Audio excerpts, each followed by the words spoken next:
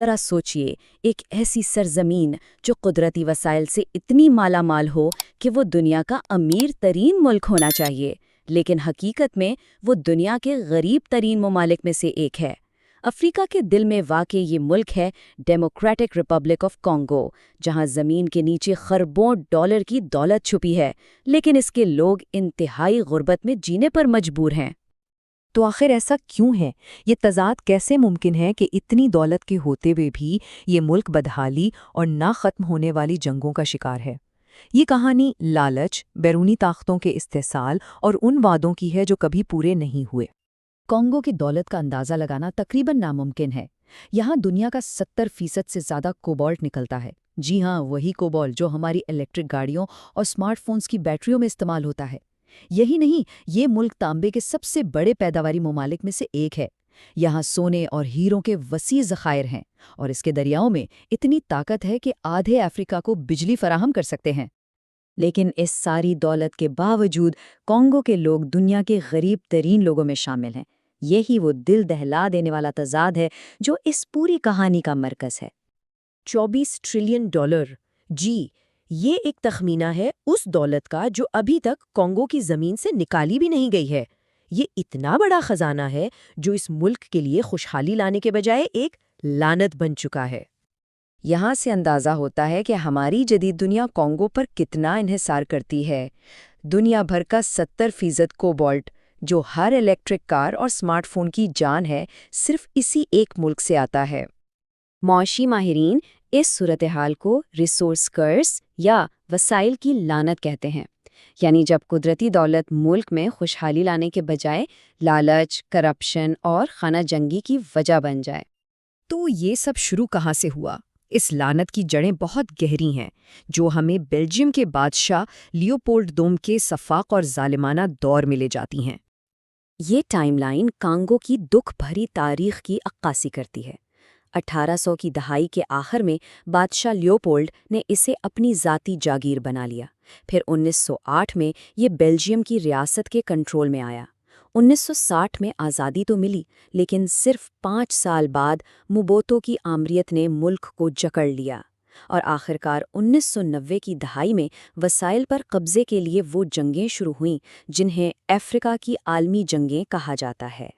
یہ سمجھنا بہت ضروری ہے کہ لیوپولڈ کے لیے کانگو کوئی کالونی نہیں تھا، بلکہ اس کی ذاتی ملکیت تھی، ایک بہت بڑا جبری مشقت کا کیمپ جہاں لوگوں کو ربڑ اور ہاتھی دانت اکٹھا کرنے پر مجبور کیا جاتا تھا، اور انکار کی سزا موت تھی۔ اس ظلم کی قیمت ناقابل تصور تھی۔ ایک اندازے کے مطابق تقریباً 1 کروڑ کانگو کے باشندے قتل، بھوک اور بیماریوں کی وجہ سے ہلاک ہو گئے۔ یہ نو آبادیاتی تاریخ کے سیاہ ترین ابواب میں سے ایک ہے۔ تو کیا 1960 میں آزادی کے بعد سب ٹھیک ہو گیا؟ افسوس، ایسا نہیں ہوا۔ استحصال کا دور ختم نہیں ہوا، بس اس نے نیا روپ دھار لیا۔ آزادی کے بعد وزیر اعظم پیٹریس لوممبا ایک امید کی کرن بن کر ابھرے۔ انہوں نے کانگو کے وسائل کو کانگو کے لوگوں کے لیے استعمال کرنے کا وعدہ کیا، لیکن ان کی یہی خواہش مغربی طاقتوں کے لیے خطرہ بن گئی، اور صرف 1 سال کے اندر ان کا تختہ الٹ کر انہیں قتل کر دیا گیا۔ اس کے بعد موبوتو سیسے سیکو کا دور آیا، جو 30 سال سے زیادہ چلا۔ مغربی طاقتوں کی حمایت سے اس نے ملک کو بے دردی سے لوٹا، اربوں ڈالر ریاستی خزانے سے نکال کر اپنے ذاتی بینک اکاؤنٹس میں جمع کیے، جبکہ عوام بھوک اور غربت میں پستے رہے۔ اور جب موبوتو کا دور ختم ہوا، تب بھی امن نہیں آیا۔